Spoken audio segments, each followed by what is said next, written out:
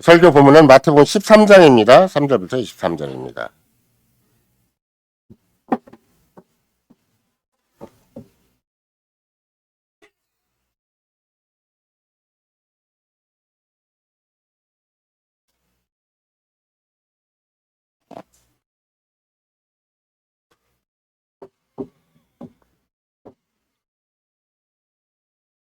예수께서 비유로 여러 가지를 저희에게 말씀하여 가라사대 씨를 뿌리는 자가 뿌리러 나가서 뿌릴새 덜어는 길가에 떨어짐에 새들이 와서 먹어버렸고 덜어는 흙이 얇은 돌밭에 떨어짐에 흙이 깊지 아니하므로 곧 싹이 나오나 해가 돋은 후에 터져서 뿌리가 없으므로 말랐고 덜어는 가시떨기 위에 떨어짐에 가시가 자라서 기운을 막았고 덜어는 좋은 땅에 떨어짐에 혹 100배 혹 60배 혹 30배의 결실을 하였느니라.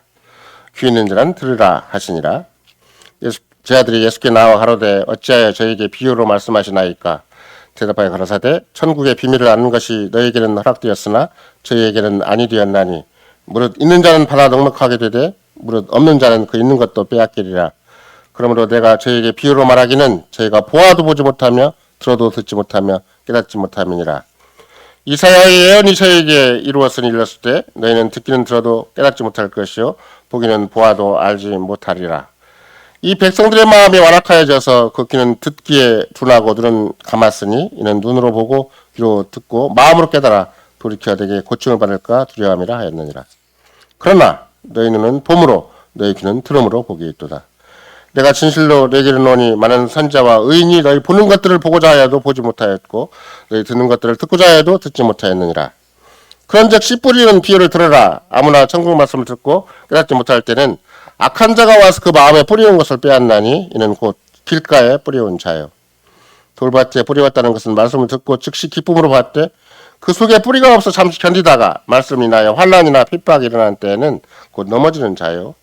가시떨기에 뿌리웠다는 것은 말씀을 들으나 세상의 염려와 재리의 유혹에 말씀이 막혀 결실치 못하는 자요. 좋은 땅에 뿌리웠다는 것은 말씀을 듣고 깨닫는 자니 결실하여 혹 100배, 혹 60배, 혹 30배가 되느니라 하시더라. 그리스도의 사랑하는 성도 여러분, 특별히 오늘날 우리가 살고 있는 이 세대 안에서라도 주님이 이 교회를 세워주신 거룩한 뜻이 무엇인가, 또 주님은 우리에게 뭘 요구하시는 것인가를 더 깊이 생각하는데 꼭 필요한 것이, 또 필요한 지식이라는 것이 바로 사탄과 마귀의 공격이다. 이것을 두 주에 걸쳐서 여러모로 생각해 왔습니다. 오늘 또 교회의 정체성과 사명은 영적인 투쟁으로 확증된다는 큰 주제하에 하나님 나라를 증거 현실한 교회, 그 다음에 사탄이나 마귀의 공격 대상과 그 방식, 또 교회의 영적인 투쟁은 그리스도와 말씀에 관한 투쟁이다라는 소제목으로 특별히 마태복음 13장이 전하는 복음을 듣기도 합니다. 구약의 이스라엘의 그 역사적 사명이라고 할까? 그래, 그들의 정체성이 무엇이었는가? 그러면 여러 가지 다양한 차원에서도 설명할 수가 있겠지만, 구약을 교회라고 생각을 한다면 구약의 이스라엘 백성의 가장 큰 특권, 가장 객관적인 성격이 무엇인가? 그 하나님의 말씀의 담지자다라는 말을 써요. 그러니까 하나님의 말씀을 그들에게 주셨다. 하나님의 계시를 그들에게 주셨다. 그래서 계시된 민족, 하나님의 계시, 하나님 말씀 주셨다는 것 때문에 우리는 구약의 이스라엘을 뭐라고 하는 것인가? 이걸 하나님의 나라라고 그래요. 그러니까 하나님께서 말씀하시는 직접적인 대상이 되었다, 이렇게 되는 것이죠. 우리는 제가 그 신학당에서도 계속 가르치는, 강조하는 것이, 우리가 이렇게 주일날 복음을 들어도, 이렇게 설교를 들어도 우리가 송동섭이라는 목사의 말을 듣는 것이 아니라 그리스도가 하늘보좌 우편에서 당시 선지자로서 목사를 쓰셔서 당시 성신께서 역사하시는 음성을 듣는 것이고, 또 우리가 하나님 말씀이라는 말을 쓴다 그래도 물론 하나님의 말씀이라는 것은 하나님에 관한 하나님의 말씀이다라고 생각할 수도 있지만 그 앞에 전제가 하나님이 계시하시는 말씀이다라는 것이기 때문에 우리는 신학도 동사고 말씀도 동사예요. 그러니까 말씀하신다는 것이고 말씀을 듣는다는 것이 포함되어 있는 것이고, 신학한다는 것이지 신학이 어떤 체계로 딱 남는 게 아니에요. 우리는 늘 신학을 한다. 늘 하나님을 알고자 하는 것이고, 하나님을 알리시는 만큼 또 하나님을 알아가는 것이고, 하나님과 깊은 교제 가운데 가는 것이다. 이래서 우리는 너무나 그런 사변적인 체계가 어릴 때부터 훈련돼 있고 또 학교에서 배운 것이 전부 사변적으로만 배워왔기 때문에 지적인 체계로만 배워왔기 때문에 동사로 생각하지 않고 자꾸 그걸 명사로 생각하려고 하고 또 그걸 어떤 체계로만 생각하려고 하는 것인데 하나님의 말씀은 하나님 직접 말씀하시는 것이다. 하나님이 늘 말씀하시되 그냥 어떤 지성인이라도 어떤 학자라도 물론 자기가 말하고 있는 것을 종합적으로 충분히 공부를 해가지고 체계 있게 말하는 것도 있겠지만 그 어떤 학자나 어떤 지성인보다도 탁월하신 분이 하나님이시기 때문에 그분은 성경으로 말씀하신다. 또 이렇게 복음 설교로 말씀하신다. 또 교리로 말씀하시고 또 구약과 신약으로 말씀하신다는 게 사실이라서 이런 걸 내가 생각을 할 때 하나님을 어설픈 분으로 절대 생각하면 안 되는 만큼 적어도 하나님께서 자기 백성에게 말씀을 주셨다. 그 말은 그 백성의 특징이 뭔가 말씀이다. 하나님과 직접 상대한다. 하나님 직접 상대해 주신다. 하나님 직접 말씀해 주신다. 이것이 가장 강력한 특색이고 하나님이 직접 상대해 주신다. 직접 말씀을 주신다. 그 상대해 주시고 말씀 주시는 것을 뭐라고 얘기하는가 다 정리하면 하나님의 통치다. 하나님의 나라다. 이렇게 얘기를 하는 거예요. 그러니까 이런 거 내가 대한민국을 대한민국 민주공화국이다. 이렇게 해가지고 이제 정체와 이런 여러 가지 대한민국의 주체적인 생각을 국민 재민의 원칙 그러니까 주권이 재민의 원칙이다. 그래서 주권 재민을 다른 말로 얘기한다면 민주주의다. 이렇게 얘기를 하는 거잖아요. 민이 주가 되는 것이기 때문에. 근데 이제 민주적이다라고 얘기를 할 때 그냥 무조건 민이 주가 되면 되는 게 아니라 그게 자기들끼리 합의한 삼권 분립의 원칙에 의해서 자기들이 뽑힌 국회의원에 의해서 그들이 입법하는 과정을 거쳐야 그게 제대로 이제 법치주의가 되고 민주주의다운 아름다운 차선의 질서 체계가 되는 것이지 우리 뽑아놓고 자기들이 마음대로 해버리면 뭐 또 중구난방으로 해버리면 또 오늘날 같이 막 하는가 안 하는가 모르게 생겼으면 요새는 여러분도 간단하게 정치에 대해 평가하는 사람도 있는데 막 전문적인 해설을 하는 사람이 있는데 세상 쓰레기들을 모아놨다고 국회의원들을 보고 그렇게 말하는 사람도 있어요. 세상에서 가장 쓰레기들을 모아놓은 게 국회다라고 얘기를 해버리면 자기도 그 말을 해놓고 실은 앞뒤가 안 맞는 거예요. 왜? 그러면 쓰레기 밑에서 우리는 더 쓰레기가 되는 거잖아요. 이래서 우리는 함부로 국회의원도 뭐라고 할 수도 없고 우리가 뽑은 자들이기 때문에 대통령도 함부로 뭐라고 해서는 안 되는 거예요. 왜? 대통령 욕하면 욕할수록 그 밑에 있는 나는 더 악질적인 존재가 되는 거거든요. 더 못난 존재가 되기 때문에 함부로 이정자를 뭐라고 하거나 함부로 우리 투표하고 뽑은 사람 뭐라고 해서도 안 돼요. 마치 여러분과 내가 우리 부모를 욕하는 거랑 똑같아요. 내가 부모 밑에서 잘못 배웠기 때문에 부모를 해서 쌩 욕을 하되면 그 자식을 뭐라고 그래요. 진짜 세상 나쁜 자식이라고 하잖아요. 제가 강단이기 때문에 말을 심하게 못해서 그런 것이지. 그러니까 우리는 부모 같은 존재라서 그거 유정자들이나 우리 위의 권세자들을 함부로 평가하는 게 아닌 것이고 그게 내 운명이고 그게 내 삶이고 그게 내 인생 전체 우리의 역사라서 그런 맥락에서 정말로 세상에서는 아무리 좋은 민주주의고 아무리 좋은 군왕이라 한다 할지라도 그 한계가 있고 또 그만큼 문제가 없을 수가 없겠지만 그러나 하나님은 안 그러세요. 완벽하신 분이에요. 절대적인 분이시고 어느 구석 하나라도 절대 소홀함이 없으신 분이에요. 제가 지금이야 이스라엘 전체를 통합적으로 얘기를 하는 것이지만 이스라엘 전체가 가장 하나님 나라의 성격을 잘 드러낸 그 왕이 있는데 그게 다윗 왕이고 솔로몬 왕이었잖아요. 근데 솔로몬 왕을 얘기를 할 때 여러분과 내가 딱 떠올리면 솔로몬은 누군가 그러면 진짜 창녀들의 어떤 애기 가지고 서로 다툼이 생겼는데 진짜 창녀 삶이 얼마나 무모한 삶이었는지가 그 애기를 놓고 서로 누가 죽였는지를 모를 정도로 그런 삶을 살았으니까 얼마나 참 아무 분별 없는 삶을 살았는가를 알 수가 있는데 거기다가 직업이 창녀고 그의 삶이 그런 참 생각보지도 못하는 문제가 일어나서 그런 좀 비극적인 상황이 펼쳐졌는데 솔로몬이 그 문제를 관리해주고 평가해주고 판단해줘서 해결해주잖아요. 그 말은 무슨 얘기냐면 솔로몬의 참 탁월한 판단력이 있다는 말이 중요한 말이 아니에요. 가장 밑바닥에 있는 자기 백성까지도 돌볼 만한 힘이 있고 마음이 있고 그럴 만한 분별력이 있고 지혜가 있고 능력이 있다는 것이 더 중요한 것이라서 우리는 솔로몬 왕국에 대해 생각할 때도 타락 이후에는 정말로 솔로몬 왕국이 가장 세상 나라마다 못한 그런 어두운 나라가 돼버리고 말았고 솔로몬 이후에 하나님의 교회는 정말 분열과 분열의 역사를 거듭해서 결국은 바벨론 포로가 되는 시대까지 가버리고 말았겠지만 그럼에도 불구하고 솔로몬이 회개했을 때 우리는 일반적으로 전도서를 얘기를 할 때 솔로몬이 회개함으로 지은 책이다라고 얘기를 한다면 솔로몬 말년에 지은 책이라고 생각할 수가 있는 거거든요. 그러면 전서는 자기가 겪을 거 다 겪어보고 세상에 정말 부귀영화를 다 겪어보고 세상이 가지고 있는 모든 성격과 모든 전문적인 지식을 총동원해서 다 분석을 해봤어도 최종적인 결론은 무엇인가? 여호와를 경외하고 그 계명을 지키는 것이 사람의 본분이다. 분명히 얘기를 하잖아요. 그러니까 하나님 앞에 사람이 사는 것이 딱 한 길밖에 없는 것인데 그 한 길이 뭔가 그랬더니 그 언약의 계명을 지키는 거다. 그걸 다른 말로 바꾸면 하나님 말씀이다. 그러니까 하나님 말씀을 잘 지키면 그게 위대한 통치세계가 되는 것이고 창세 때부터 약속하신 위대한 나라가 되는 것이고 거룩한 인류 공동체가 되는 것이고 최고의 복된 나라가 되는 것이고 가장 영광스러운 나라가 되는 것이고 제가 수시로 말씀드린 거지만 정말로 어린 양의 혼인잔치 속에서 신랑이신 그리스도 앞에 모인 점과 티가 없는 그리스도의 신부가 되어서 뼈 중에 뼈 살 중에 살인 너무나 아름답고 너무나 완벽한 공동체를 향해서 역사가 진행되고 있는 것을 생각을 해보면 이스라엘 나라가 어설프게 주어진 나라가 아니다. 하나님이 그 계시의 말씀을 주시고 언약의 말씀을 주셨을 때는 절대 어설픈 나라가 아니라는 거예요. 충분히 그 백성의 상태도 얼마든지 끌어갈 수가 있겠지만 그럼에도 불구하고 자기 백성을 돌처럼 취급하거나 기계처럼 취급한 것이 아니라서 그 인격적인 반응을 끊임없이 끌어내는 것인데도 불구하고 마귀의 도전이 보이지 않게 있어서 마귀의 공격이 있어서 그들의 역사가 언약을 배반한 역사로 흘러가 버리고 말았다. 이런 것이죠. 따라서 결국은 여러분과 내가 구약이나 신약이나 일관되게 우리가 하나님의 통치, 은혜의 통치, 또 그런 좀 세상과 구별된 직접적인 통치를 제대로 향유하기 위해서 가장 필요한 게 무엇인가? 그러면 말씀을 내가 잘 배우고 깨달아서 말씀이 종교적인 규율로 남아있는 게 아니라 삶의 능력으로 남아있어요.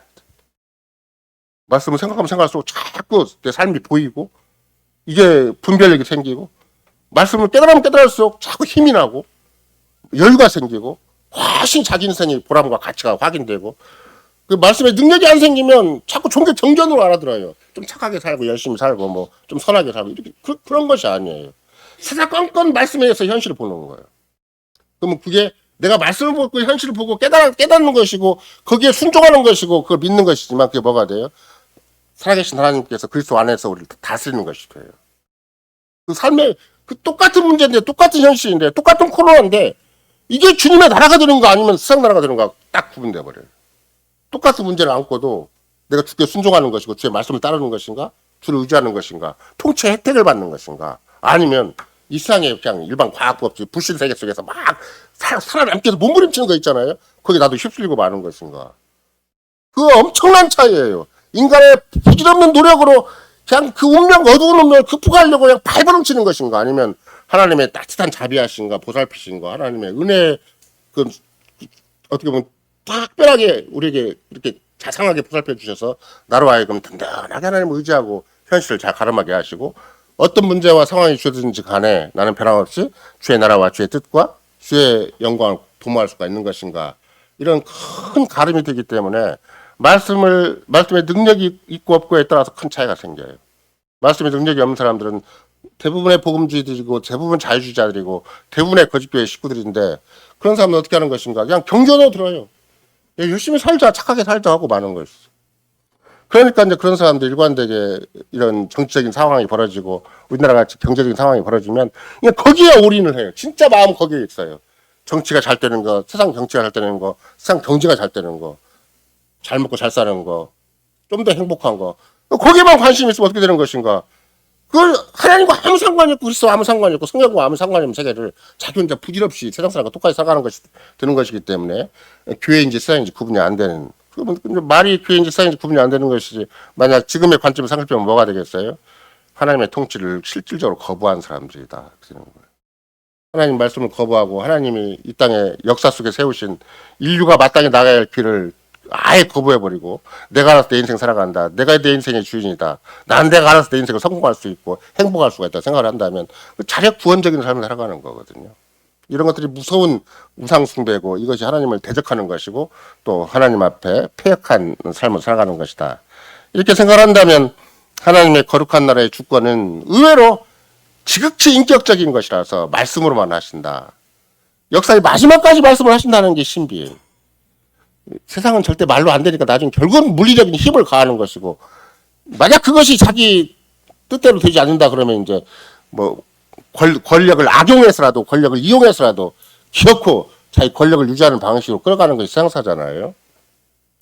이런 맥락에서 하나님의 말씀의 권위, 하나님의 말씀의 능력 이것이 굉장히 중요한 것인데 이걸 어디에다 맡겼는가 했더니 교회에다 맡겼다. 그래서 교회에서는 다른 어떤 세상과 구별되게 하나님 말씀의 능력, 하나님 말씀의 권위 그 앞에 이 교회가 서 있어야 되는 것이다. 이런 것이죠. 따라서 만약 교회가 여러분과 나의 교회도 이제 어느 만큼의 역사적인 이제 시간을 자꾸 이렇게 하나하나 다 만들어 가고 있는데 교회의 생생한 역사는 어떻게 되겠는가? 당연히 말씀을 위한 영적 투쟁기가 되는 거예요.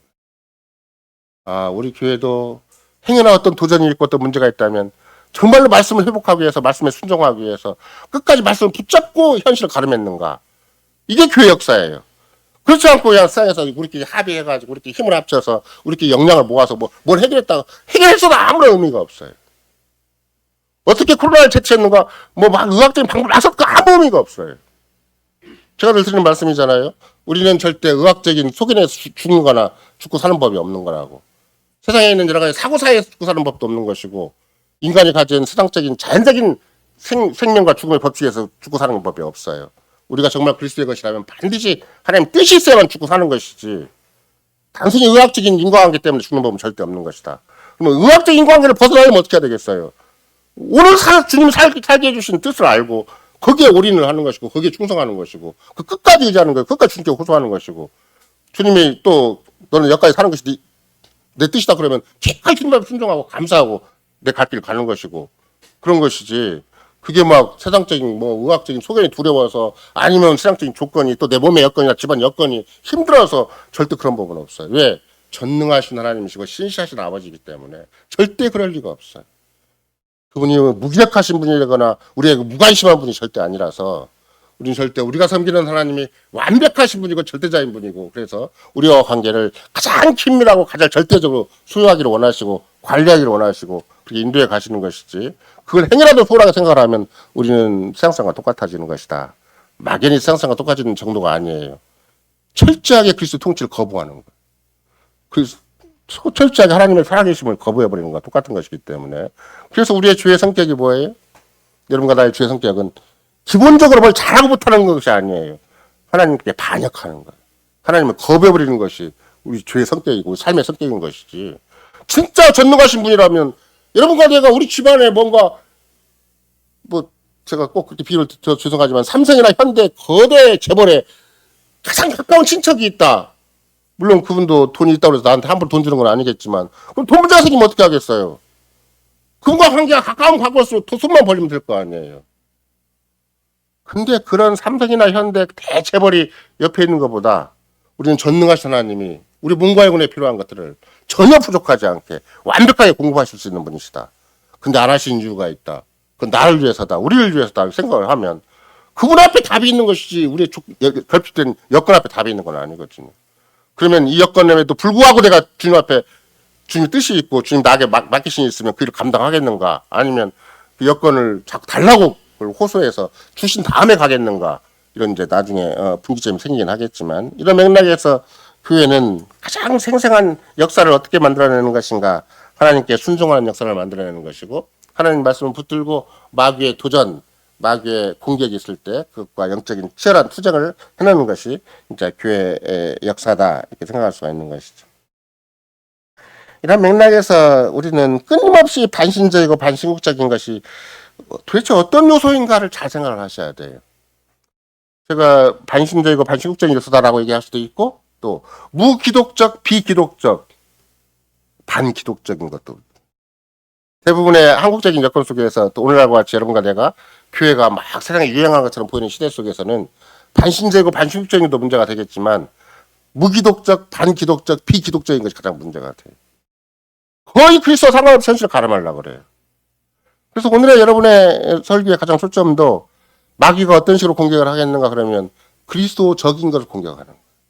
그냥 그리스도적인 여건 속에 그냥 적당히 있어라. 그리스도를 입으로 불렀으니까 우리가 교회 명분을 받았으니까 심지어 개혁교회적인 신앙 고백을 받았으니까 딱 예수 믿는 거 아니냐. 우리 그리스도 믿는 거 아니냐. 근데 자기 삶의 현장에 들어가면 그리스도 아무 상관없이 현실을 가며 나가는 거예요. 그래서 사탄의 공격의 대상이라는 말 쓸 때도 그런 더 이상 그리스도를 공격하지 못해요. 더 이상 하나님을 공격할 수가 없어요. 예를 들면 여러분과 제가 종종 드리는 말씀이지만 사탄이 일개 피조물이잖아요. 아무리 영적인 능력이 크고 또 그 활동 영역이 넓고 또 역사적으로 그가 자기의 괴계를 절대 중단한 법이 없다 한다 할지라도 정말로 어떻게 본다면 사탄이 굉장히 신비하고 거대한 세력을 가지고 있다 한다 할지라도 우리가 사탄을 결코 크게 보지 않을 수 있는 이유 왜 그런 것인가? 피조물이. 피조물은 창조주 밑에 있는 것이지 창조주 위에 있지는 않잖아요. 우리는 당장 우리가 예배 시작할 때 예배 끝날 때도 정말로 우리는 천지를 창조하신 그분이 우리의 언약의 주님이신 것을 믿고 시작을 하는 것이고 또 여호와 하나님께서는 우리를 모으실 때 그렇게 신비한 능력을 가지고 우리를 모으시는 것이지 그냥 인간적인 종교 열정만 가지고 이 땅에 모이게 하신 건 아니잖아요. 따라서 만약에 일개 피조물에 대해서 너무나 두려움을 가지고 막 거기에서 무슨 엄청난 신비한 뭐가 막 오리무중으로 생기는 것처럼 생각을 해서 그렇게 해서 나는 더 이상 마귀와 싸움이 너무 힘들다 얘기하는 사람이 있다면 본인의 연약함을 고백하는 건 솔직하고 좋은데 그게 뭐가 되는 거예요? 연약함을 그냥 인정하고 현실을 포기하는 것 자체가 뭐가 돼요? 하나님께 대한 모독이 되어버리는 거예요. 이런가 내가 자꾸 약한 척하면 그냥 하나님께 모독이 돼요. 우리를 구속하신 것이 그렇게 무기력하게 구속하신 것도 아니고 당시 영이 우리한테 내재하신 것도 그렇게 무기력하게 내재하신 것이 아닌데 자기는 혼자 자꾸 옛날 살던 방식, 옛사람적인 방식으로만 자기 인생을 가름하려고 하고 현실을 가름하려고 한다면 자연스럽게 하나님을 무시해버리는 것이 되어버려요. 그러니까 하나님께 모독적인 거예요. 여러분과 나는 체질적으로 우상숭배적이고 체질적으로 모독적이다. 다른 말로 얘기한다면 우리는 처음부터 하나님께 대항적이고 처음부터 우리에게 하나님께 모독적인 삶을 산다. 그래서 여러분과 내가 한사코 기도를 할 때마다 내가 나의 언행 심사로 나의 모든 일거수일투족으로 하나님의 이름이 모독당하지 않게 해주십시오. 내가 어떻게든지 목숨을 걸고라도 이걸 붙들게 해주십시오. 끝까지 주를 바라보게 해주십시오. 끝까지 주의 크신 능력과 주의 신실하심을 내가 끝까지 의지하게 해주십시오. 그렇게 얘기를 해야지. 천하 사람들이 다 약하면 어쩔 수가 없어. 병들면 어쩔 수가 없어. 가난하면 어쩔 수가 없어. 얘기를 해버리면 믿겠다는 거야, 안 믿겠다는 거야. 그건 자연스럽게 하나님을 모독하는 것이고 하나님을 부인하는 것이 되어버리고 단순하게 하나님을 모독하고 부인하는 정도가 아니라 하나님을 대적하는 것이 되어버려요. 하나님이 전 세상 전 역사를 지금도 큰 능력으로 조금도 이루에 차차기 없이 빈틈이 없이 조금도 당신이 어느 조건부로 유예를 시켜놓고 일하시는 법이 없는데 우리는 그 하나님 앞에서 나의 연약함 때문에 하나님을 통째로 거부하는 현실이 되어버리기 때문에 이런 맥락에서 절대 여러분과 내가 어떤 구약 창세기부터 시작을 해서 역사의 마지막 계시록까지 이해한다 그래도 피조물에 불과한 사탄이 우리로 하여금 하나님 말씀을 자꾸 이렇게 약화시키는 쪽으로 이렇게 덜 믿는 쪽으로 또 조금 더 내 그 짧은 지성과 경험에 그 합당한 쪽으로만 하나님 말씀을 해석하고 이해하려고 그래요. 예를 들면 우리는 사탄이 아무리 능력이 크고 신비한 어떤 또 범세계적인 범역사적인 영향력을 가지고 있다 한다 할지라도 하나님께서 우리에게 햇빛을 내리고자 하시는데 그 하나님의 전적인 창조주의 능력이잖아요. 근데 사탄이 딱 가로막아서 햇빛을 보지 말아라 이렇게 할 수가 없어요. 비가 내리려고 하는데 사탄이 딱 가로막고 절대 비를 못 막게 하는 법이 있는가? 그런 법은 없어요. 어떤 자연현상이 나도 사탄이 못 막아요. 왜? 하나님이 자연현상을 다 당연히 섭리로 주관하시기 때문에. 자연현상만 그러겠어요? 우리 몸뚱아리도 그렇죠. 오장육부가 있으면 내가 하나님 앞에서 그냥 생각을 할 때 이거 사탄이 나를 이렇게 막았다. 바울사도 그렇게 생각한 적 있잖아요. 너무나 눈이 아프고 자기가 하나님 앞에 받은 바 계시의 완성자로서 역할을 해야 되는 건데 자기 정말 전 생명을 바친 전 인생을 바친 소명을 못하게 생겼으니까 사탄이 나한테 사자를 보냈다. 육체에 가시를 주셨다. 이렇게까지 얘기를 했잖아요. 근데 나중에 보니까 그냥 사탄의 사자는 아니에요. 하나님이 네가 약한 데서 내가 온전해지도록 했다. 그러니까 바울사도의 약한 육신 속에 사탄이 있는 것이 아니라 뭐가 있었어요. 하나님이 보이지 않는 따뜻한 섭리의 손길이 있었고 하나님이 친히 함께 하셨죠. 그냥 하나님 친히 함께 하셨죠.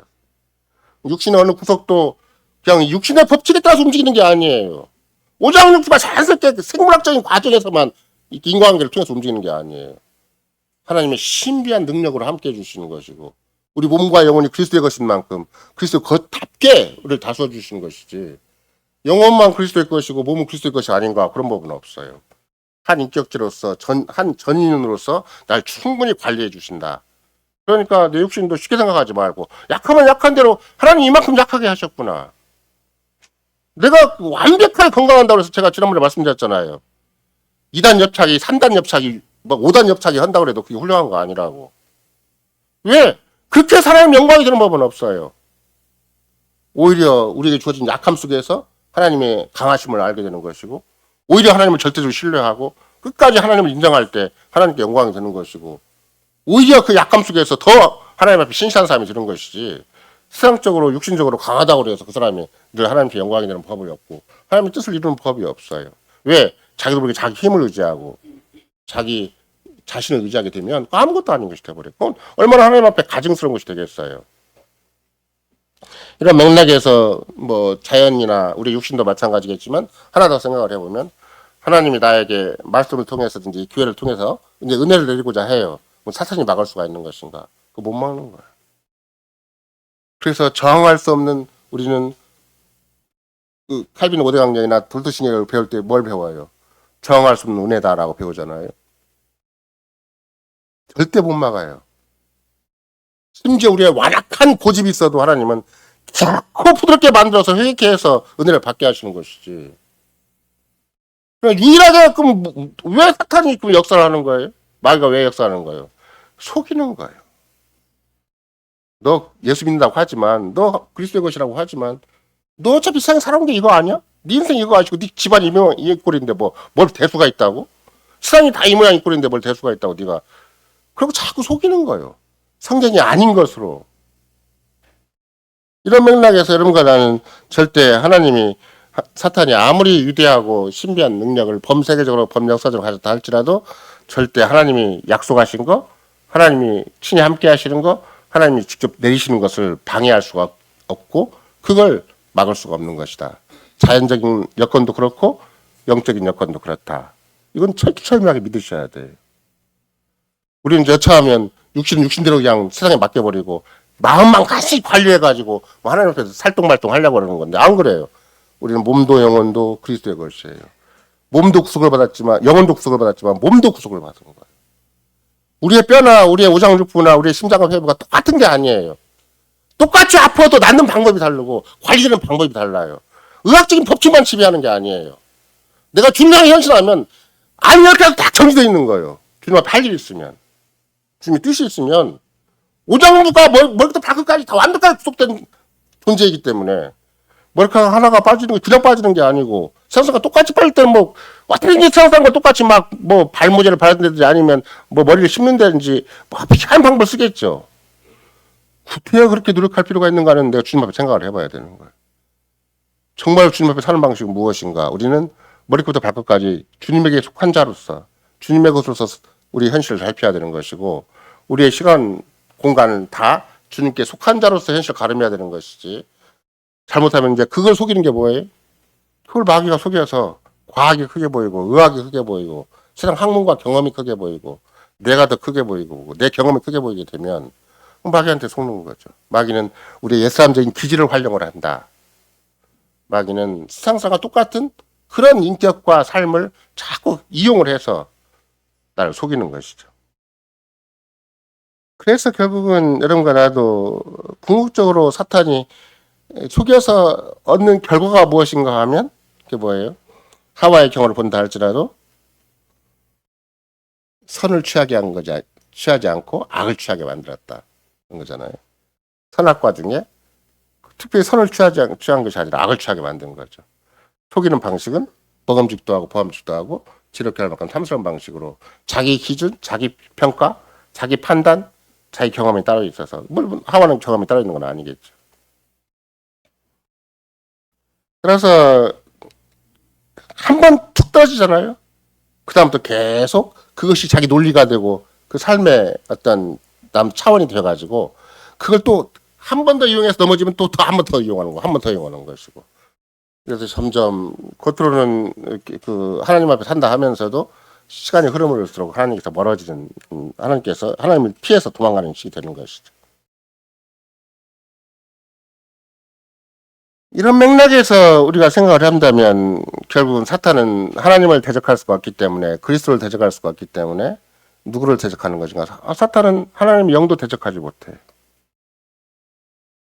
그럼 유일하게 누구를 대적하는가? 하나님의 자녀들을 대적한다. 그리스도인들을 대적한다. 그래서 우리로 하여금 정체성이 흐려지도록, 우리로 하여금 현실에 대한 판단이 그르쳐지도록, 내 인생이 정말 그리스도인이다라는 것을 놓치고, 나 세상 사람이고 나 집안 사람인데 나 한 인간인데 그 저급한 인간, 타락한 인간, 죄된 인간을 마치 인생의 본질인 것처럼 생각하게 만드는 것이죠. 너는 그냥 도덕적으로만 살면 돼. 넌 종교적으로만 살면 돼. 약간의 열정과 가지고 약간의 사람을 가지고 그렇게 살면 되는 것이지 뭐 별게 있어? 그렇게 자꾸 속이는 거야. 예수 믿는다고 교회 다닌다고 뭐 특별한 거 있는가? 결국은 우리가 가지고 있는 인생관 자체가 인생에 대한 가치 자체가 전도되게 하는 거예요. 내가 하나님의 형상으로서 하나님 앞에 부름을 받아서 이 땅에 존재한다고 생각을 하면 내 인생의 가치가 절대적인 가치가 되지만 어쩌다 보니까 태어났다.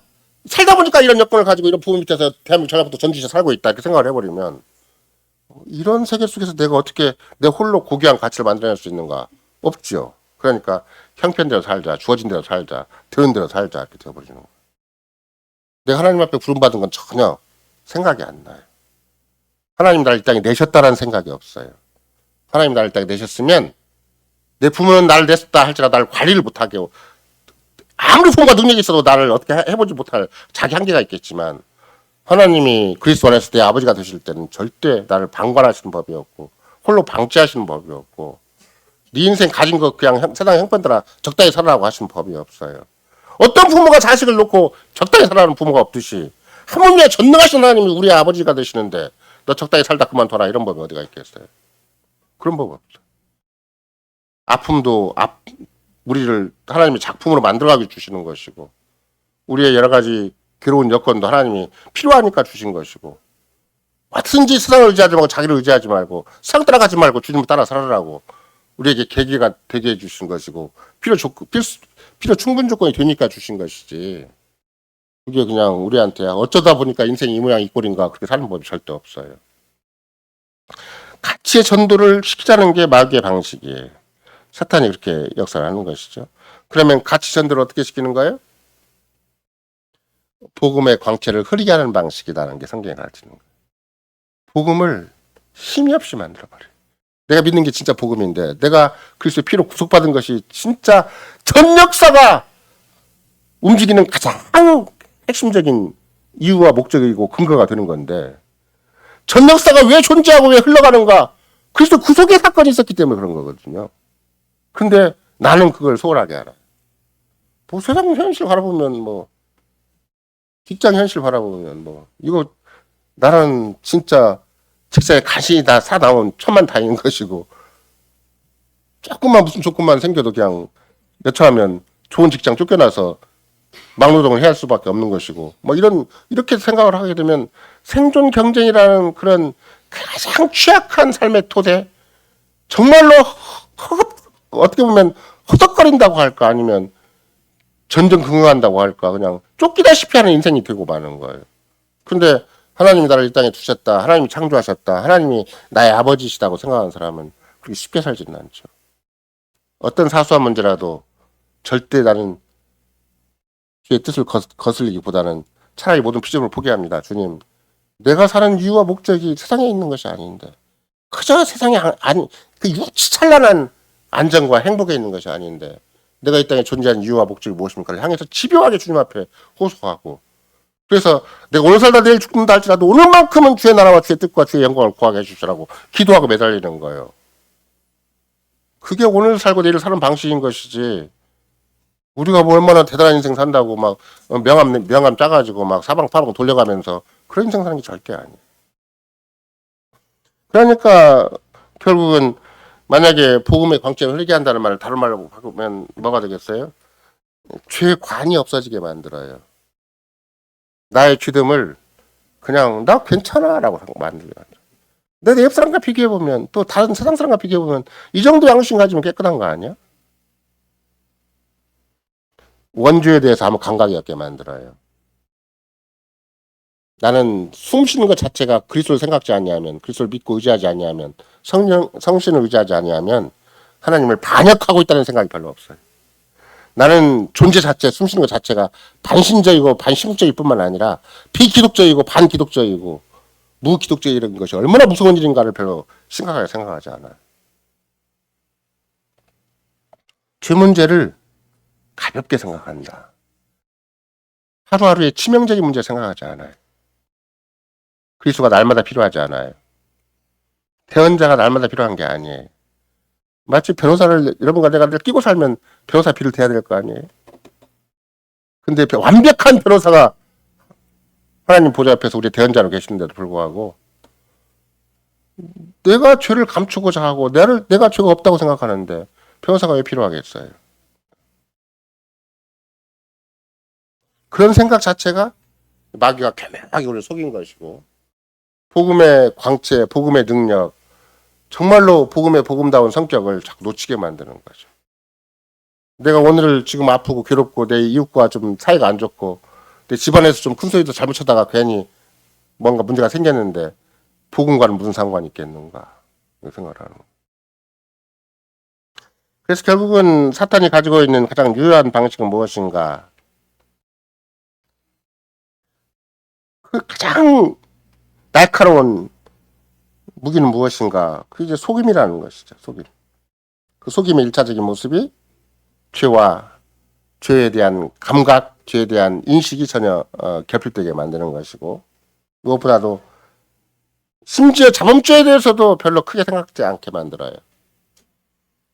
세상에 그런 형법이 있는데 형법적인 차원에서만 뭐가 괜찮다고 생각을 하는 것이고 또 약간의 행정상의 형벌이 있어요. 예를 들면 뭐 교통법규를 위반했다든지 아니면 그런 식의 뭐 위반했으면 그 정도만 죄를 의식을 해요. 내가 생각하고 말하고 행동하는 것이 오염된 상태다라고 생각하지 않아요. 부패된 상태라고 생각하지 않아요. 내가 말을 막 아무데나 힘있게 할 수 있으면 막 자기는 다 잘했다고 생각을 해요. 상대방이 얼마나 상처받는지는 전혀 몰라요. 상대방이 상처받는 걸 넘어서서 하나님은 얼마나 괘씸하게 생각하는 걸 전혀 몰라요. 또 다른 말로 얘기한다면 그리스도와는 너무 무관하게 말하는 하고 행동하는 것에 대해서는 전혀 감각이 없어요. 이게 그리스도의 교회를 세우는 것인가 아닌가도 몰라요. 하나님 말씀에 순종하는 거 아닌가도 몰라요. 무조건 자기 주장대로 해요. 그러니까 사탄은 그런 맥락에서 근본적으로 그리스도를 분하게 만드는 것이고 그런 맥락에서 사탄의 가장 현저한 역사, 마귀의 가장 현저한 역사를 우리는 카톨릭으로 보는 거고 유대 사회로 보는 것이다. 유대 사회는 그들이 아무리 종교적인 열정을 가지고 정말 양심이 딱 빨아가지고 타의 모범을 대고 품에 방장한 삶을 살았다 한다 할지라도 그리스도를 죽이는 자리에 갔다는 것이잖아요. 그러니까 반기독적이고 비기독적인 것이 얼마나 무서운 것인가를 얘기를 했다면 다시 카톨릭의 현실을 하이드베르크 문답이 우리에게 가르칠 때 뭐라고 가르쳐요? 입으로는 그리스도를 자랑하나 실제로는 부인하는 자들이다. 생활 속엔 그리스도가 없어요. 잘 속인 거죠. 종교적인 형태를 가져라. 교회적인 삶은 살되 개인적인 삶에 있어서나 가정적인 삶에 있어서는 적용하지 말아라. 너 가정 깨고 예수 믿을래? 그런 짓은 하지 말아라. 너 혈육도 넘어서서 어떻게 예수를 믿을 수가 있겠는가? 그냥 혈육은 지키고 예수 믿어라. 이런 식으로. 따라서 사탄의 게임을 받는 기본적인 전제가 타락한 인간의 그 오염과 부패라는 거예요. 연약함을 자꾸 자극을 해요. 두렵게 만들어요. 내가 이렇게 고집을 하면 내 집안 식구 어떻게 생각을 할까? 이거부터 막 걱정이 되는 거예요. 그래가지고 점점 더 자기 식구와 혈육과 같이 계속 관계를 주고받잖아요. 근데 거기에 이제 익숙해져요. 익숙해지면 마귀가 한 번 더 쭉 밀어요. 점점 밀어요. 그래서 더 상황이 어렵게 만들어요. 더 고립되게 만들고. 다른 말로 얘기한다면 우리가 시편 기자가 얘기할 때 악인들을 꾀라고 얘기를 하잖아요. 그 꾀가 그런 거예요. 단순한 얄팍한 어떤 모사가 아니에요. 근본적으로 공존하기 위한 반신적인 세계, 반신국적인 식구들, 비기독적이고 반기독적인과 공존하기 위한 노력을 꾸준히. 10편 1편도 언약 백성 안에 있는 일이잖아요. 그들이 교회를 벗어난 게 아니에요. 이스라엘 벗어난 게 아니에요. 이스라엘 안에 있는데 악인들이 있었고, 이스라엘 안에 있는데 죄인들이 있었고, 이스라엘 안에 있는데 오만한 자가 있는 거예요. 그럼 그들의 특징은 무엇인가? 꿰고 자기들끼리 모색하는 어떤 자기들의 모임이고, 자기들의 방법론이고, 자기들의 살 길이잖아요. 그러니까 결국은 뭐가 극적으로 대비가 되는 것인가 하면 여호와의 법을 즐거워하고 죄를 묵상하는 것과 대비가 되는 거죠. 너무나 차이가 있잖아요. 이거는 어떻게 말을 꺼낼 수가 없어요. 근데 이쪽 한쪽은 정반대쪽은 그러면 꽤 넘어지지 않고 길에 같이 서지 않고 그 자리에 같이 앉는 길이 무엇인가? 율법이에요. 하나님의 언약의 법이에요. 난 네가 뭐라고 해도 제1계명이 더 중요한 것이고 제2계명이 더 중요한 것이고 제3계명이 제4계명이 더 중요하다. 나는 뭐가 뭐래도 5계명, 6계명, 7계명, 8계명, 9계명이 더 중요하다고 그렇게 의식하는 사람은 내가 의식하고 막 몸부림친다 할지라도 그럼 죽게 호소할 거 아니에요. 주님, 내게 주어진 가정적인 현실이나 사회적인 현실이, 직장의 현실이 정말로 내가 혼자 왕따 될 수밖에 없고 홀로 너무 정말 괴롭고 슬픕니다. 그러면 주님이 계속 힘을 주시는 거예요. 그때. 내가 이렇게 율법을 지키기에도 버겁습니다. 언약의 계명을 지키는 것이 금방금방 한계에 도달하고 타협할 수밖에 없습니다. 그럴 때 주님께서는 힘을 주시고 깨달음을 주시고 자꾸 지혜를 주셔서 그래서 너희가 선지로 생각하는 자는 넘어질까 조심하라 해놓고 그 다음에 나온 말이 뭐예요? 감당할 시험 밖에는 시험을 주시지 아니한다.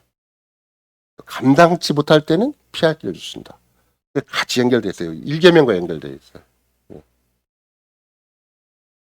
그런 과정을 거쳐야 되는 건데 그냥 탁 포기해버려요.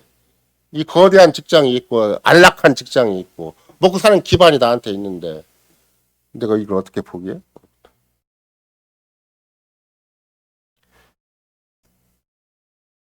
우리에게 불신자라 한다 할지라도 어떤 양심에 약간의 희미한 빛이 있다고 그랬잖아요. 근데 양심의 약한 빛은 결국은 끊임없이 뭘 추구하는가 그러면 그게 아주 불쌍한 양심이 되고 허덕이는 양심이 되고 굉장히 초라한 양심이 되는데 왜 그래요? 자기도 불안해. 하나님을 향한 양심이 아닐 때는 그리스도 안에서 구속받은 새로운 양심이 아닐 때는 그 허약한 양심이 불안하기만 해요.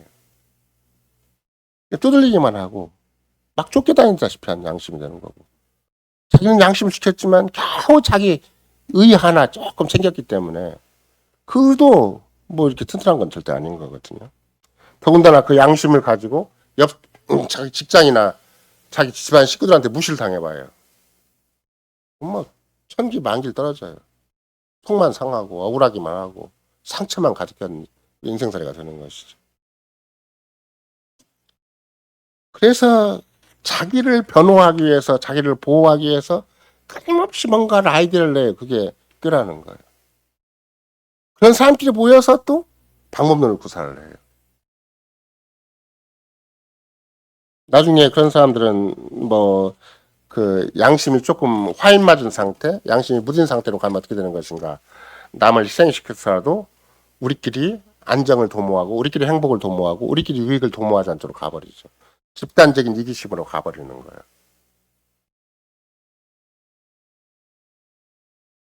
마귀의 성격을 성경이 표현할 때 그 악한 자라는 말 쓰잖아요. 오늘도 우리가 금방 살펴본 내용에 의한다면 그 시편 씨 뿌리는 비유를 본다면 길가에 떨어진 씨가 있는데 악한 자가 와서 그냥 가져가 버린다 그러잖아요. 말씀을 듣긴 듣는데 전혀 귀에 들어오지 않아요.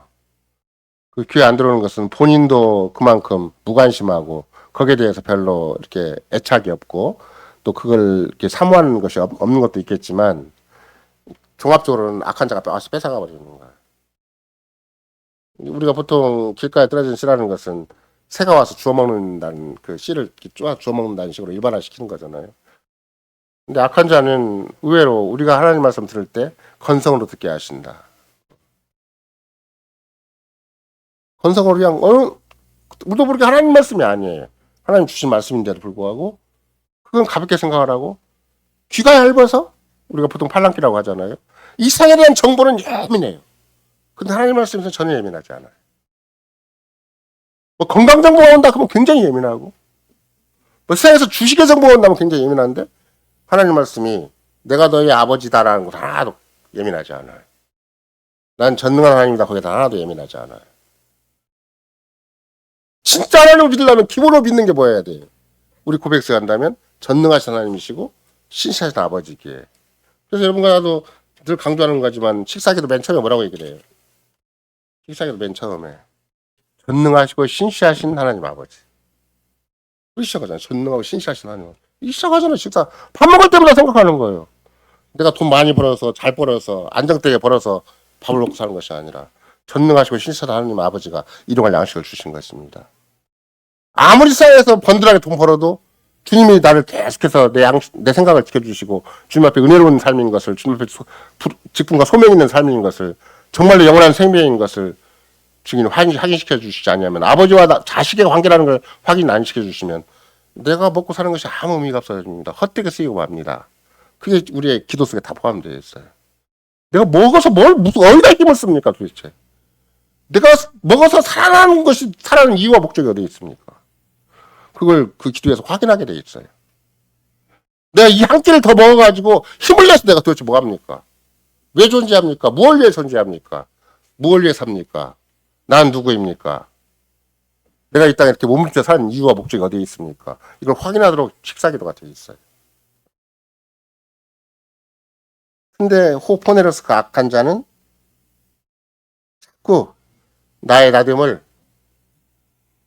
은혜 위에 은혜라고 생각하지 않고, 나는 하나님의 성신에 의해서 그리스도의 구속의 은혜를 받아서 새로운 생명, 영원한 생명을 가진 자라고 그렇게 확인시키지 않아요. 악한 자는 너 영원한 생명이게 뭔 말이야 그게.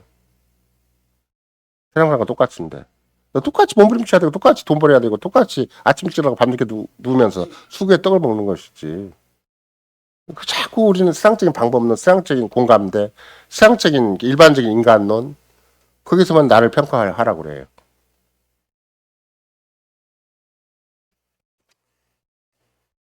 마귀가 맨 처음부터 한 일은 무엇인가? 그러면 결국은 그 카인과 아벨 같은 경우가 전형적인 예가 되는 것인데, 하나님께서 내 아우가 어디 있느냐 그러니까 모른다고 얘기를 하잖아요.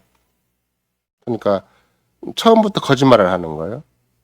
근데 거짓말 하는 정도의 거짓말 하더니 결국은 이제 그 전에는 또 살인을 했잖아요. 그러니까 모든 대인 관계를 파괴시키는 거예요. 여러분과 나도 나중에 조금 이따 이제 다시 6월절 전에 어떻게 유다가 교묘하게 사탄의 도구가 되었는가를 잠깐 살펴볼 텐데, 그거 보면은 금방 그 생각이 나죠. 아, 우리가 잘못된 가치관을 가질 때, 잘못된 세계관을 가질 때, 잘못된 인생관을 가질 때 어떻게 사탄의 도구가 될 수가 있는 것인가. 그건 카인에게서 보는 거죠. 하나님의 언약에 의해서, 하나님의 말씀의 순종에 의해서, 하나님의 주권적인 역사에 의해서 내가 이 땅을 산다고 생각하지 않고, 카인은 자기 힘을 의지해 살아가는 것이잖아요.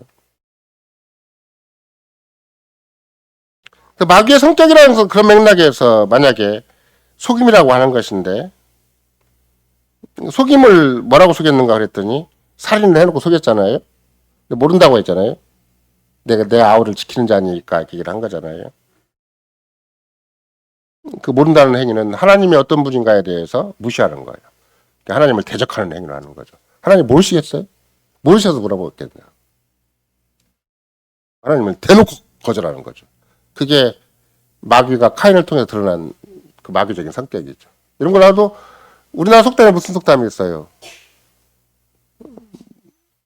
손바닥으로 하늘을 가린다라는 말이 있잖아요.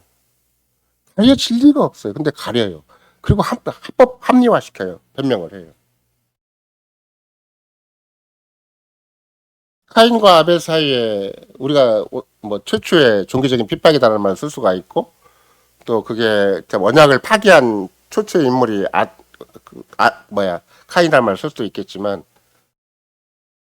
또 그 이면에 뭐라고 쓸 수가 있는 것인가? 성도의 교제를 파괴한 자다라고 쓸 수가 있어요. 아담과 하와가 회심을 하고 어려운 여건이지만 에덴에서 쫓겨난 여건이지만 믿음으로 현실을 잘 살려고 자식과 살려고 하는 건데 그 성도의 교제를 파괴한 사람이 누군가? 그게 카인이고 그러면 카인이 왜 성도의 교제를 파괴하게 됐는가? 그러면 마귀의 강렬한 역사에 의해서 마귀의 도구가 되어가지고 성도의 교제를 파괴한 것이죠. 서로를 세우게 한 것이 아니에요. 서로를 지켜주게 한 것이 아니에요. 서로를 사랑한 게 아니에요. 이런 거 내가 부름받은 자리는 정말로 마음과 뜻과 목숨과 힘을 주어 사랑함으로 말미암아 내 이웃을 내 몸처럼 사랑한 자리로 가게 하는 거예요. 너무나 아름다운 인류 공동체를 위한 것이고 너무나 아름다운 성도의 교제를 위한 것이고 너무나 일상 어떤 혈육과도 이룰 수 없는 뼈 중에 뼈 살 중에 살로 그리스도의 신부로서 그렇게 지금부터 경험해 가도록 그런 은혜로운 세계로 우리를 부르셨는데 그 성도의 교제를 내가 도모하는 것인가 파괴하는 것인가를 잘 생각을 해서 내가 어떤 행동을 하고 어떤 나름대로 어떤 언행의 심사 어떤 일을 있든지 간에 이 성도의 교제를 더 도모하는 것인가 파괴하는 것인가 마귀는 계속해서 파괴하도록 그 연합된 현실을 자꾸 무너뜨리는 거예요. 그래서 마귀 하는 일을 또 우리는 악한 일이다 또 그런 말을 써서 뭐라 그래요? 해친다는 말이 해를 끼친다는 말이 아니라 스캐터 자꾸 흩뜨는 거잖아요. 교회를 자꾸 이렇게 그리스도 안에서 하나가 되거나 믿음으로 하나가 되게 하는 게 아니라 사랑으로 하나가 되는 게 아니라 자꾸 이렇게 이중적 삼중으로 막 나눠지게 만들어요. 이 편 저편으로 나눠지게 만들어요. 그게 고린도 교회의 가장 아주 야실한 현장이었죠. 바울파, 아볼로파, 게바파, 그리스도파 나눠지게 만들었잖아요. 그 교회가 이 땅에 존재하면 성도의 교제를 파괴하는 방식으로 마귀는 역사한다. 이런 것이 창세 때부터 이렇게 보여준 것이죠. 그러니까 이제 거기에 자기 나름대로는 일리가 있어요. 근데 자기 변명이 거기에 있고 자기 이제 합리화가 거기에 있는 거잖아요.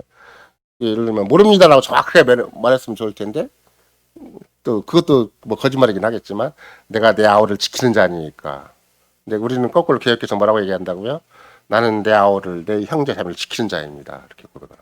그게 관직이 나는 거예요. 지키는 자로서 할 일을 해야 되는 거예요. 어떻든지. 그러면 교회를 세우는 것이고 성도의 교제를 세우는 더 든든하게 하는 것이지만 마치 내 아우를 지키는 자니까라고 스스로 자기 합리화에 가고 자기 변명에 빠지고 자기 주장에 빠져버리면 그러면 이제 마귀적인 것이 되는 거죠. 둘 중 하나예요.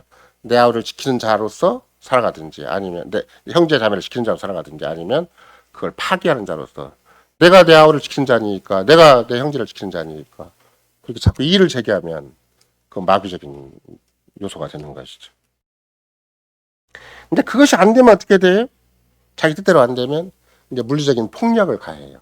아까 같이 카인처럼 살인을 하는 거죠. 폭력의 연장선상에 살인이 된 거잖아요. 처음에는 거짓으로 시작을 했다가 또 어떻게 보면 언약을 배반하는 현실로 이렇게 흘러가는 것처럼 보이지만 그것이 나중에 옛사람적인 기질로 바뀌어서 폭력으로 바뀌고 물리력으로 바뀐다 이런 것이죠. 예를 들면 정말로 하나님의 교회가 완전히 와해되고 하나님의 언약이 완전히 파괴가 되어서 노아 가정만 딱 남았는데 그 당대의 세태가 어떻게 됐는가 홍수로 심판받을 수밖에 없는 당대 세태가 강포가 땅 위에 가득하다가 된 거잖아요. 물리력으로만 세상이 압도적으로 지배를 해요. 오늘날도 대부분의 경우에 돈의 힘이 됐든지 권력의 힘이 됐든지 그것에 의해서만 세상의 만사가 다 가람이 되는 것이고 우리도 모르는 사이에 진짜 사랑의 능력으로는 안 돼요. 우리는 세상의 물리력은 우선 당장은 악한 자를 처벌하는 것처럼 보이지만 그렇죠? 우리나라도 권세를 잡은 자들이 무조건 뭐 이승만 정권에서도 처음 권력을 잡아가지고 전부 웬만한 사람 다 잡아다가 제주도에 가서 훈련시켜가지고 건설, 뭐 재건 그런 데 써먹었고 박정희 정권 때도 뭐 특별히 막 예를 들면 여러분과 내가 제1공화국 때만 본다 할지라도 거리 깡패 다 잡았어요. 이정재, 이모아수 같은 정치 깡패 다 잡아놓고 근데 박정희 때도 특별히 막 뭐 뭔 세력을 다 잡아들였고 전두환 때도 삼천교육대 세워가지고 또 불순분 원래는 뭐 사회를 정화시킨다는 차원인데도 불구하고 다 잡아놓고 그래서 자기 정권의 명분을 삼은 거잖아요. 그런 맥락에서 특별히 세상이라는 데는 힘없으면 절대 안 되는 게 세상이에요.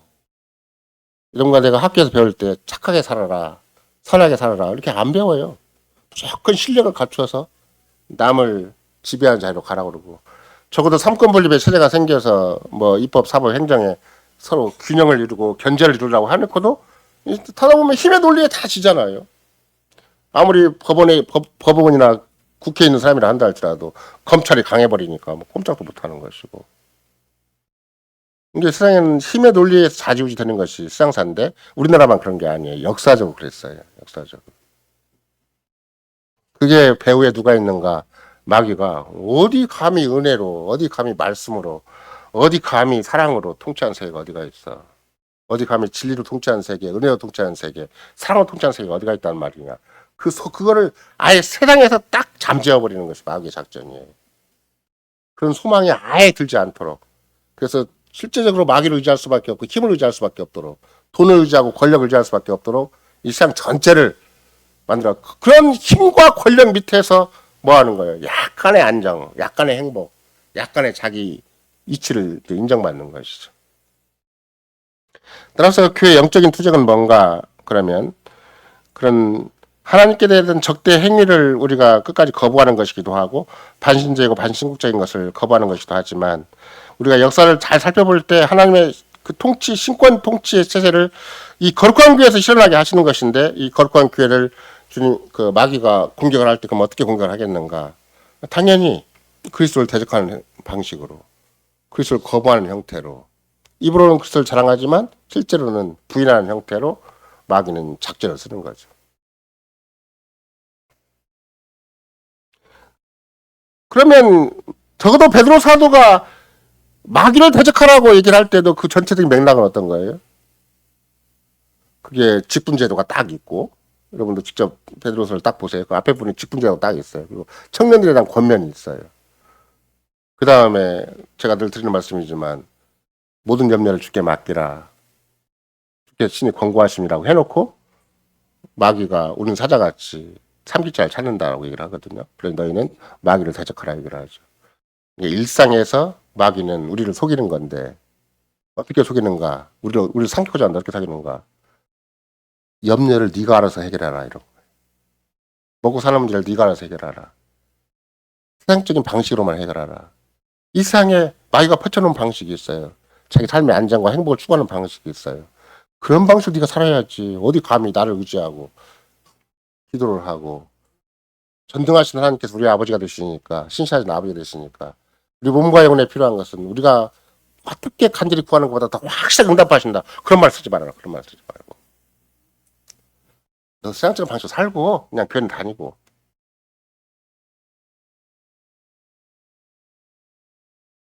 그래서 실은 여러분과 내가 마귀가 그런 맥락에서 진짜 교회를 속이는 경우가 참 많이 있는데 교회가 점점 어디로 바뀌어요?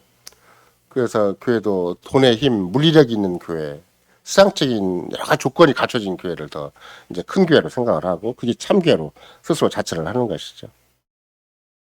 특별히 그리스도를 대적하는 사탄의 공격이 우리가 전형적으로 알 수 있는 게 오늘 우리가 읽은 그 요한복음 13장인데 거기 보면은 13장 17절에 조각을 받은 후에 곧 사탄이 그 속에 들어간지라 이 예수께서 유다에게 이르시되 네 하는 일을 속히 하라 이렇게 하시잖아요. 베드로에게는 뭐라고 그랬어요? 마태복음 16장 이후에 베드로에게 사탄아 내 뒤로 물러가라. 네가 하나님을 생각지 않고 사람을 생각하는다 이렇게 얘기를 했잖아요. 그럼 유다에게는 뭐라고 얘기를 해야 되겠어요? 사탄아 너에게서 나와라 이렇게 얘기를 해야 되는데 그냥 허용을 해요. 예수님이. 유다한테 너 하고 싶은 대로 해. 그러면 그 사탄이 너한테 시킨 대로 해. 이런 말이 되는 거잖아요. 십자가로 가기 전 마지막 6월절인데 유다가 그 6월절 제정하는 그 전후 배경 속에 있는 거잖아요. 12절 말씀을 보더라도 사탄이 예수를 잡아줄 뜻을 가룟 유다의 마음에 두었더니 이미 가룟 유다의 마음에 예수를 잡을 뜻을 뒀어요. 우리가 가장 심각하게 유다를 잘못 평가하는 게 하나가 있는데 그게 뭐냐면 그 심리학적으로 성품상으로 뭔가 복잡 미묘한 사람이다, 이중적인 사람이다 이렇게 생각하게 한다거나 아니면 그 유다가 너무 나쁜 놈 아니야? 라고 너무 가장 최악의 가장 나쁜 자로만 생각한다거나 아니면 그냥 배신자다, 그 뭐 치사하게 배신하냐 이렇게만 생각을 하면 문제가 되는 것인데 그렇지 않아요. 그래서 주님과 관계 속에서 12제자가 교육을 받은 것처럼 메시아 왕국의 그 소망을 계속 가지도록 주님이 가르치셨어요. 이게 메시아 왕국은 이 세상에 속한 나라가 아니다. 오직 그리스도를 의지함으로써만, 그리스도가 친히 죽으시고 부활하시고 승천하시고 하나님 보좌 계심으로써만 완성되는 세계다. 그걸 계속 가르쳤는데 베드로도 처음에는 거부를 했었잖아요. 그러니까 사탄아 얘들아 물러가라. 네가 하나님을 생각지 않고 사람을 생각한다. 이렇게 단호하게 베드로를 혼내가지고 베드로를 밀가부터 흐르는 사탄의 그런 놀이감이 됐는데 베드로를 건져내셨잖아요. 유다도 그렇게 했으면 좋았을 텐데 그럼 유다는 어떤 베드로와 사이에서 어떤 특징이 있었는가? 그게 끝까지 그리스도가 전하는 복음을 거부했어요. 메시아 왕국에 대한 소망을 거부해버린 거예요. 그 새로운 가치관이 분명히 주어졌는데 새로운 세계에 대한 소망이 주어졌는데도 그걸 거부한 거예요. 왜 거부했는가? 너무 자기중심적이고 너무 세속주의적, 물질주의 중심이에요. 이 세상적인 가치관이 그대로 있는 거예요. 그 복음에 충분한 내용이 그리스도로 말미암아 전해졌음에도 불구하고 그래서 다른 제자들은 부족할지라도 결핍이 있다 할지라도 문제가 심각했다 할지라도 다시 회복을 했잖아요. 근데 의외로 유다는 그 소신을 굽히지 않고 있는 속에서 거듭나지 않은 그 본성이 더 가까이 남아있는 거죠. 다른 제자들 같으면은 빨리 겸손하게 순종을 하고 자기를 내려놓고 부인하고 난 자기 십자가를 질지라도 주님을 따라가야 되겠다 할 텐데 자기를 부인하고 자기 십자가를 지고 주님을 따라가겠다는 심정이 없었어요. 자기 초심만 남아있는 거죠. 자기 나름의 메시아관이 따로 남아있는 거예요. 다른 제자들도 없었던 건 아니에요. 잘못된 정치적인 메시아관, 시장적인 메시아관, 물질적인 메시아관이 다 있었죠. 근데 주님한테 가르침을 받으면서 나중에 이제 결정적으로는 이제 오순절 성신관의 미래로 이제 확고하게 변화가 됐겠지만 6월절 방 안에 지금 유다 속에 유다가 지금 그 안에 들어와 같이 있는 거잖아요. 근데 다만 결정적인 시기까지 그 속에 있는 치밀한 세상적인 욕심이 있었는데 치밀한 육신적인 물질적인 욕심이 있었는데 그걸 주님이 억제시켜 놓은 거예요. 그걸 6월절 방에다가 데려다 놓고 드디어 이제 사탄에게 허용을 한 거죠. 그가 성년기 초기에 예수를 만났을 거 아니에요? 그러면 누구라도 예수님의 제자들은 아마도 다른 베드로를 비롯해서 정말로 예수님께 성실한 사람이었겠죠. 충성된 사람이었겠죠. 베드로만 본다 할지라도 아무리 갈릴리 어부 출신이고 촌부에 불과하지만 얼마나 예수님께 충성을 하기 마음의 준비를 하고 있었겠어요. 그러니까 유다도 그 중에 한 사람이었을 거예요. 예수님은 날마다 그들에게 말씀을 주시죠. 설교를 하신 거예요. 그러니까 당연히 언제든지 예수님의 그 가르침이 산상보원을 비롯한 가르침이 강력하게 유다에게도 다 있는 거죠. 근데 궁극적으로 하나님의 영광스러운 나라 메시아 왕국이 도래하는 데 있어서는 자기가 방법론이 다른 거예요. 방법이 달라요. 조금. 자기는 정치적으로 현실적으로 가시화되기를 바랐는데 예수님이 죽으시겠다고 하는 것이고 이게 지금 문제가 갈수록 자기가 생각하는 방향과 정반대 방향이 된 거죠. 근데 특별히 예수님의 제자들 중에서 유대인 중에 유대인은 가룟 유다밖에 없어요. 정통적인 유대인은 가룟 유다밖에 없어요. 베드로도 사마리아 출신이고 야고보, 요한도 다 저쪽 이 동네 출신이잖아요. 정통 유대인은 유다밖에 없어요. 자부심도 있어요. 자기라는데. 정말로 열정적으로 이 나라가 회복되기를 바라는 것이고 이스라엘의 회복을 바랐겠죠. 근데 예수님의 하나님 나라에 대한 가르침에 처음에는 굉장히 호기심을 가지고 막 접근을 했어요. 누구보다도 가장 강한 열정을 가지고 접근을 했겠죠. 근데 심지어 우리가 70인의 그 파송된 현실 보면 유다도 파송이 돼가지고 가서 보니까 귀신도 떨어진 걸 다 봤어요. 복음을 전하니까 귀신도 떨어지고 막 그런 자기들끼리 모여가지고 정말 우리 주님이 정말 주님이시다는 걸 확인도 하고 다 했는데 왜 끈질기 밑에 남아있는 게 따로 있어. 자기 생각이 따로 남아있는 거죠. 계속. 자기식의 메시아관이 따로 있고 자기식의 수양적인 메시아관이 끝까지 남아있는 거죠.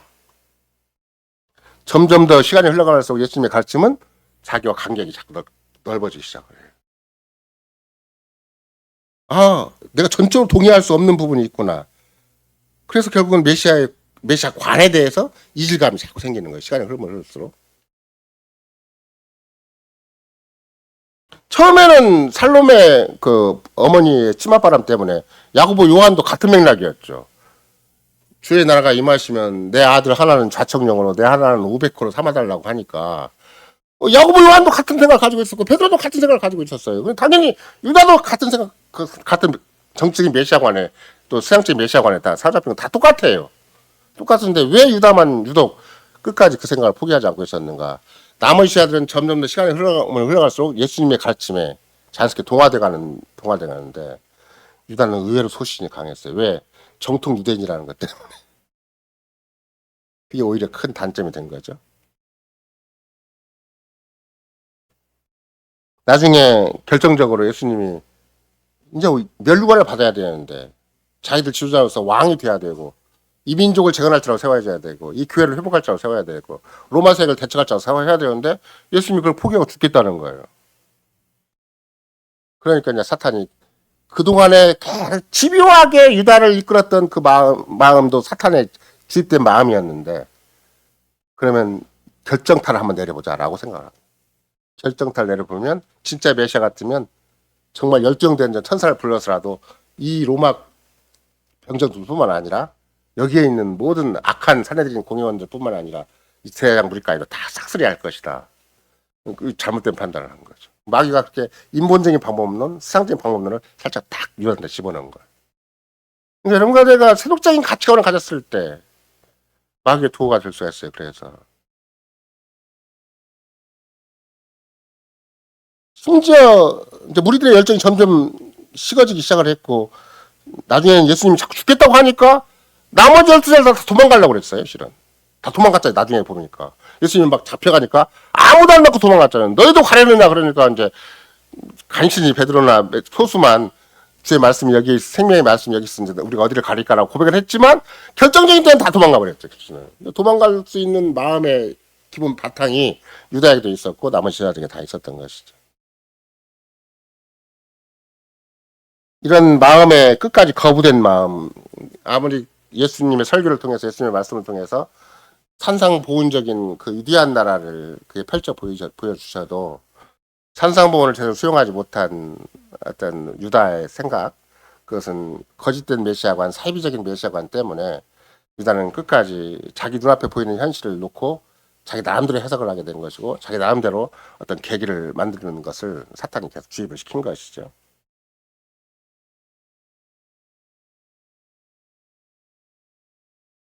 더군다나 이제 다른 제자들은 다 예수님의 말씀에 동화돼 가잖아요. 근데 왜 가룟 유다는 동화가 안 됐겠어요? 다른 제자들을 하찮게 여기는 마음이 있어요. 나는 정통 유대인인데.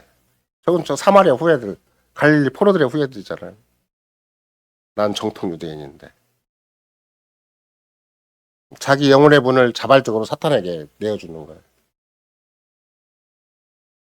자기도 모르게 엉뚱한 자부심이 있고 자기도 모르게 엉뚱한 자만심 같은 게 생긴 것이죠. 주여 내니까라고 이제 주님이 특별히 그 6월절 방 안에서 표시를 제자들과 대화를 하는 과정에서도 주님은 전혀 다른 제자들이 눈치 못 채는 방식으로 떡을 주고 유다에게 주고 너 할 일을 하라고 이렇게 말씀하시는 거잖아요. 우리가 하이델베르크로 벨리시당으로 고백할 때마다 불안한 양심 그걸 얘기를 하잖아요. 이때 유다가 가진 마음이 굉장히 불안한 양심이에요. 정말 그리스도를 의지하지 못했을 때 정말 그리스도의 그 속을 사모하지 못했을 때 우리도 모르게 불안한 양심이 돼요. 불안해요. 예수 정말 불안한 영혼이 돼버렸어요. 유다가. 예수께서 충분히 알고 계시는 걸 알 수가 있어요. 아, 다른 제자들한테 아마 유다는 불안했을 거예요. 내가 자기를 배반하는 걸 예수님 설령 몰랐을까? 모를 리가 절대 없거든요. 충분히 예수님도 표시를 하셨을 것이고 기회를 주셨을 것이고 마지막까지 기회를 주면서 너 하고 싶은 일 하라 그러면 거기서라도 회개하면 되는 건데 계속 일관되게 쭉 밀고 나가요. 사탄에게 주입된 그런 세상적인 방식에 의해서 밀고 나가는 거거든요. 그러니까 예수님께서 서령 무리 가운데 더 이상 말씀 안 하시고 다른 제자들 앞에서 말씀 안 하신다 그래도 그 침묵 자체가 자기한테는 회개할 기회가 될 텐데 끝까지 거부를 해요. 자기만이 옳다고 생각을 해요. 아직도. 예수님은 그 당시에도 주권을 발휘하셔서 그냥 떡을 줘서 그럼 보내는 거예요. 그럼 사탄이 네 마음에 주장하는 사탄의 뜻대로 해라. 그리고 이제 떡을 그에 주는 거죠. 이런 거 내가 성찬을 대할 때마다 생각하는 거예요. 예수님은 한 사람을 사도로 만들기도 하고 배도자가 되게 하기도 하시는 거구나. 똑같은 성찬상인데 똑같은 유월절상인데 똑같은 떡인데 어느 떡을 먹은 사람은 배도자가 되고 어떤 떡을 먹은 사람은 진짜 주님의 마지막 유월절을 잘 기념하는 성찬의 효시자가 된 것이죠. 떡만 그러겠냐고. 제 말씀도 그래요. 말씀은 좌우에 양날 날이 선 그 양날과 같아가지고 어떤 사람에는 믿음이 계속 회복되고 더 깊게 의지하고 더 주를 사랑하도록 만드는 거 하면 어떤 사람은 자꾸 마음을 닫고 거부하고 마귀를 따라가게 만들어요. 진짜 성신께서 분명히 그리스도가 함께 하시는 만큼 오늘 우리도 성신께서 분명히 우리가 내주하시고 이 교회 안에 강력히 역사하신다면 성신께 의지하면 훨씬 더 그리스도에게 더 연합이 되고 훨씬 더 그리스도를 사랑하게 되고 더 그리스도를 의지하게 되고 전적으로 그리스도를 고백하게 될 텐데 그게 아니고 자꾸 멀어져요 마음이. 믿음으로 화합을 할 때는 그 빵 조각 하나라도 우리에게 생명의 양식이 되지만 믿음으로 화합지 않을 때 어떤 말씀을 주더라도 우리에게 양식이 안 돼요. 왜 밥 먹을 때마다 우리 밥 먹는데 성찬에 빵을 먹는 게 아니고 밥을 먹는데도 우리가 영원한 생명 하나님 말씀을 영원한 생명 양식으로 계속 갈망해달라고 기도를 하는 것인가? 그 밥 먹는 순간에 내 삶의 운명이 가름이 돼요. 내가 어떻게 밥을 먹는가에 따라서 그냥 흥청망청 생각 따라서 밥을 먹는 것인가, 레시피 따라서 밥을 먹는 것인가, 아니면 내 밥 한 끼를 먹어도 내 주님 뜻을 생각하고 주님의 영광을 생각하고 주님의 나라를 생각하고 주의 교회를 생각하고 내가 밥을 먹는가? 아무것도 아닌 것처럼 보이죠. 유다도 아무것도 아니었어요. 똑같았어요. 같은 여건이었어요. 유다가 만약 자기를 제대로 지켜봤었다면 예수님 앞에서 똑같은 떡, 똑같은 말씀을 듣고 얼마든지 사도의 반이라고 올 수 있는 사람이었을 텐데 이상한 자부심이 있어가지고 이상한 자기 나름대로의 생각이 있어서 사탄의 도구가 되고 말았던 거잖아요. 마태복음 13장의 말씀도 마찬가지예요. 밭은 세상이요, 좋은 씨는 천국의 아들들이요, 가라지는 악한 자의 아들들이요 이렇게 써 있잖아요. 그 악한 자가 또 그 악한 자라는 말이에요. 그래서 13장 19절에 보면 아무나 천국 말씀을 듣고 깨닫지 못할 때는 악한 자가 와서 그 마음에 뿌리는 걸 빼앗는다. 근데 요한일서 5장 19절에 보면 온 세상을 손에 딱 쥐고 있는 자, 그게 또 악한 자죠. 이렇게 딱 팔에 누이고 길가에 뿌린 씨는 밟힘에 공중에 새들이 먹어버렸고 그래서 악한 자가 와서 씨를 빼앗아가 버렸고 우리가 아는 것은 우리는 하나님께서 구하고 온 세상은 그 악한 자에게 처한 것이다 이렇게 표현하는 것이고 그런 맥락에서 결국은 우리가 교회라는 것이 어떤 것인가 말씀의 선포기관이고 복음의 선포기관이고 그걸 통해서 하나님의 통치기관으로 이 땅에 존재하는 것인데 그리스도의 은혜의 왕국의 기관으로 존재하는 거잖아요. 근데 유일하게 말씀 외에는 달리 큰 권위가 없다. 근데 말씀에 도전을 하면 어떤 일이 생기는 것인가? 성찬에 도전을 하면 어떤 일이 생기는 것인가? 결국은 유다와 같은 신세가 되고 만다. 그래서 성찬을 굉장히 주의하는 것만큼 또 말씀도 개혁해서는 굉장히 중요하게 생각을 해요. 24절부터 보면 싹이 나고 결실할 때 가라지도 보이거늘 집 주인의 종들이 와서 말하되 주여 밭에 좋은 씨를 심지 아니하였나이까 그러면 가라지가 어디서 생겼나이까 주인이 가라되 원수가 이렇게 하였구나. 종들이 말하되 그러면 우리가 가서 뽑기를 원하시나이까 가만두어라. 가라지 뽑다가 혹시까지 뽑힐까 염려하노라. 우리는 가라지가 다 보인다 그래요. 우리는 농사법은. 근데 팔레스타인의 가라지는 전혀 안 보인대요. 똑같대요 진짜. 그래갖고 추수 때만 알아본대. 그러니 가라지 뽑다가는 이게 우리가 판단할 문제가 아니고 우리가 이게 분별할 문제가 아닌데 그러면 여러분과 내가 어떻게 살아야 되겠어요? 가오사도 가르치는 것처럼 하나님의 전신갑주를 잊지 아니하면 마귀의 괴계를 능히 대적할 수가 없는 것이다. 그래요? 그러니까 제가 고지성사님 글을 자꾸 읽으라고 얘기하는 거예요. 하나님의 전신갑주를 잊지 아니하면 우리가 주어진 문제가 어떻게 마귀의 교묘한 술수에 주어진 것인가 잘 몰라. 옳고 그러면 금방 판단할 수가 있죠, 뭐. 틀다 맞다 금방 알 수는 있어요. 그러나 마귀가 우리한테 어떤 문제를 마귀를 통해서 우리에게 문제가 주어질 때는 큰 영적인 분별력이 있어 하나님 전신갑주를 입고 충분히 그걸 헤아릴 수가 있어야 되는 것이지. 정말 성도의 교제를 세우는 것인가 파괴하는 것인가, 정말로 그리스도를 향한 것인가 아닌가, 정말 하나님의 영광을 위한 것인가 아닌가, 하나님의 교회와 하나님의 뜻을 이루는 것인가 아닌가를 자꾸 생각을 해서 문제를 가름해야 되는 것이지. 그냥 툭툭 나오는 대로 탁탁탁 판단하고 끝나고 이러면 충분히 마귀의 도구와 이용거리가 돼요. 우리는 생각외로 우리가 그렇게 충분한 그런 정말로 주님 앞에 쓰임 받을 수 있는 또 주님의 교회 안에서 유효하게 직분과 소명을 다할 수 있는 그런 자리에 있지 않기 때문에 우리는 말씀 앞에서 얼마나 순종해야 되고 얼마나 고백적으로 처신을 해야 되고 얼마나 정말로 하나님의 전신갑주를 입고 오늘의 현실을 가름해야 되는 것인가, 이런 것들을 우리는 이런 유다가 어떻게 그 당시에 마지막 6월절 자체에서 배제가 되고, 그럼에도 불구하고 나머지 자들하고 별 유다보다 잘난 것이 아무것도 없어요. 유다가 오히려 똑똑했죠. 유다가 훨씬 더 정통적인 사람이었고, 유다가 훨씬 더, 그러니까 돈 맡은 그 회계도 전부 누가 맡았는 거예요? 유다가 맡을 수밖에 없는 거예요. 왜? 나머지 신자들은 유다가 생각할 때는 전부 다 나머지 사도들은 시원찮아요. 그것도 약간 사이비적인 것도 있고 자기만 정통적인 사람인데, 그러다 보니까 엉뚱하게 마귀가 오히려 유다를 이용을 해서 결국은 유다 스스로 멸망에 빠지고 말았다. 그럼 오늘날 여러분과 나도 하나님 말씀과 성찬에 대해서 어떻게 생각을 해야 되고, 교회에 대해서 어떻게 생각을 해야 되고, 얼마나 우리가 주님 앞에 받은 바 은혜가 큰가, 정말로 우리의 신앙 고백으로 현실을 가름하지 아니하면 우리도 모르는 사이에 어느새 딴 생각, 딴 나라, 어떻게 보면 마귀에게 속해서 마귀의 조롱거리가 될 수가 있다는 것이 오늘의 가르침입니다. 아멘.